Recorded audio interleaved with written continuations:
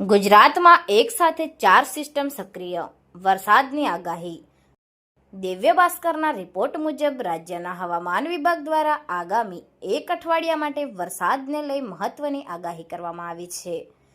હવામાન વિભાગના નીતિ વિષયક વિશ્લેષણ અને સેટેલાઇટ ઇમેજ મુજબ એક સાથે 4 વરસાદી સિસ્ટમ સક્રિય થઈ છે, જેમાં low pressure system, upper air cyclonic circulation, monsoon truck અને વેસ્ટર્ન ડિસ્ટર્બન્સ, આમ 4 સિસ્ટમ સક્રિય જોવા મળતા આ સિસ્ટમના પ્રભાવના કારણે રાજ્યમાં આગામી 7 દિવસ માટે હવામાન વિભાગ દ્વારા સામાન્યથી મધ્યમ વરસાદી માહોલ યથાવત રહેવાનું જણાવાયું છે.